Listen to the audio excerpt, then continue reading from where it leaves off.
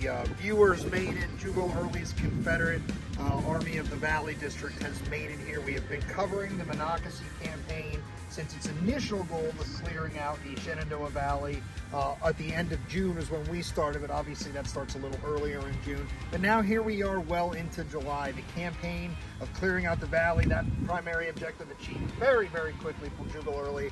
And now it was time to focus on that secondary objective of making a run on Washington, instilling fear, occupying the city, potentially more, who knows.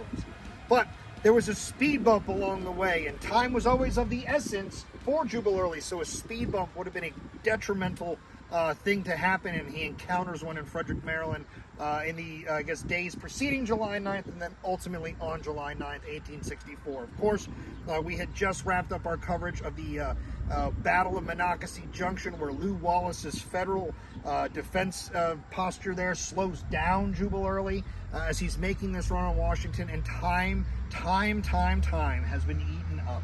So over the last couple of days, we've been in Rockville, Maryland, we've been in Gaithersburg, Maryland, and we've been following this army that had just gone through that fight in this sweltering heat as they moved here towards Washington, D.C. But as I said when I started, we have arrived. It is July 11th, 1864. Matt, when the Confederate Army arrives, what is the situation for both the armies, the Union defenders, the United States defenders here within the defenses of Washington, as well as Jubal Early's army? I cannot imagine. Let's start with Jubal Early. I cannot imagine that they're in the best shape. I mean, they just fought. It is hot. They went immediately on to the march. So when they are arriving, are they ready to fight? Right. That's a great question, Pat, and it's one that we really do have to take into account, because Early did fight on July 9th in 90-some degree heat at the Battle of Monocacy. He steps off pre-dawn on the 10th and gets on the road. Now he is going to be marching through a hot Maryland summer, a mid-Atlantic summer, high heat, high humidity. That heat of the battle continues for the next several days, so it's going to be in the 90s on the 10th and the 11th of July. And they're going down macadamized roads. The Georgetown Pike is a crushed stone road that's kicking up tons of dust as they go.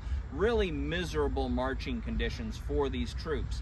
Now, these are veteran soldiers of the Confederate Army. These guys have passed through the entire length of the Shenandoah Valley. Many of them have been in the Army for the length of the war, so they're used to hard marching. But even they would comment that the marching of early July 1864 was some of the hardest they had in the war.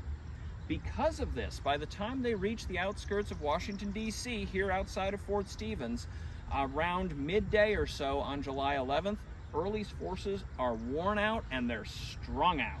Okay. We also have to realize that while there are very few soldiers in the forts north of the Potomac River, there is still some.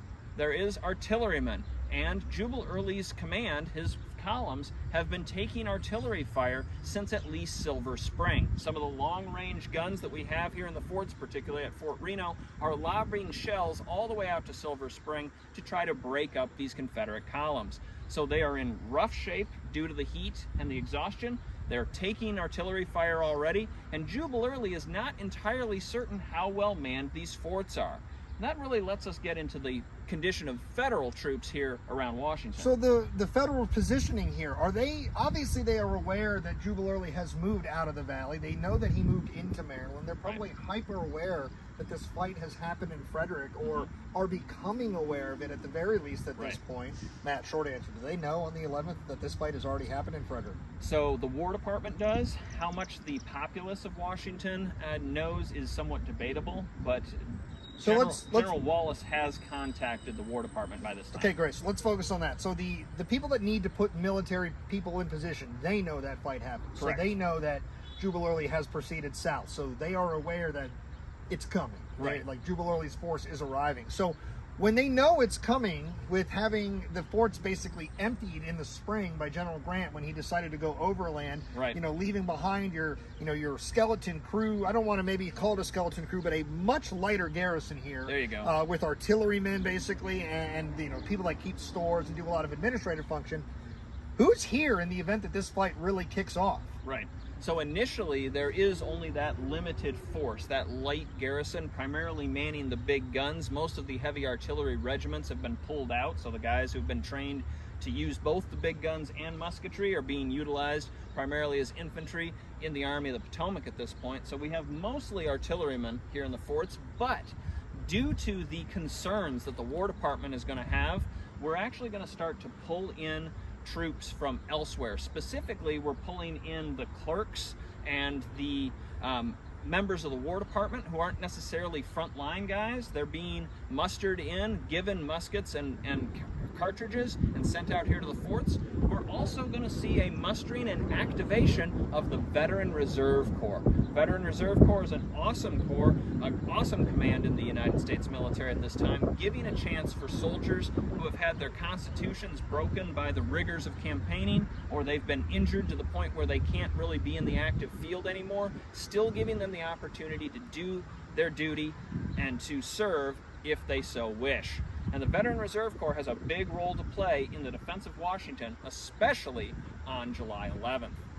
Now, due to the presence of some federal forces in these forts, due to the condition of his worn-out force outside of the forts, General Early is going to opt to allow his command to go into camp on the afternoon of July 11th in preparation for bringing his command together for the final push he envisions the next day, punching through the forts and getting into the very heart of the District of Columbia. However, all through that afternoon and evening, he can hear Union reinforcements arriving. Not just the Veteran Reserve Corps anymore, but now the rest of the Union 6th Corps under Horatio Wright is arriving. The Union 19th Corps, which has come all the way up from Louisiana. It was supposed to go to Grant down near Petersburg and Richmond, but they waved it on, and it continued moving north up the Potomac River, and it will be arriving very soon here in Washington. Now, this is not that train okey doke that we've seen a few times on this campaign where we just keep cycling the trains through and playing the band, but nobody's getting off. These are actual reinforcements that are arriving. That's right. And does Jubal Early have eyes on it, or is he suspicious that this is another okey doke? Because remember, he does that early in the campaign to make sure Hunter is kind of thrown off. Right. And then Lew Wallace does it to him to make sure that he's kind of, and Jubal Early falls for it and then doesn't. Right. So what's happening here? Is he outright aware that there are men detraining, or is he wondering if there are actually reinforcements arriving? These troops are coming up the Potomac River and getting off the steamships. They're getting off at the 6th Street Wharf, where they are being greeted by Abraham Lincoln himself. And Lincoln is going to direct the 6th Corps, the 1st and 2nd Divisions, to pass right through the center of downtown Washington, D.C., and out here to the northwest corner of the defenses. These are actual troops that are arriving here, Pat, and if Early is not aware of it on the 11th, he is definitely going to be aware of it on the 12th. What's interesting about this whole period is that Abraham Lincoln himself is going to visit Fort Stevens twice. Oftentimes we're familiar with him coming under fire on July 12th, but he's actually out here with Mary on the 11th. Oh. He's actually going to visit the fort on July 11th, kind of moving along with the troops that are racing here with his wife, the First Lady, Mary Todd. They visit the fortifications, they're going to visit with the troops, and then the next day, as you know, Pat, we're going to have Lincoln arrive again, this time in company with William Seward, the Secretary of State. And famously, Lincoln would observe the fighting that would occur here on July 12th, as federal forces, now reinforced, are pushing beyond the defenses of Fort Stevens, pushing back Jubal Early's men from the very edges of the District of Columbia. They're going to drive them back about 1,000 yards away from the forts around Washington, D.C., and by the end of the day, Jubal Early recognizes that he will not be punching through, he will not be taking Washington.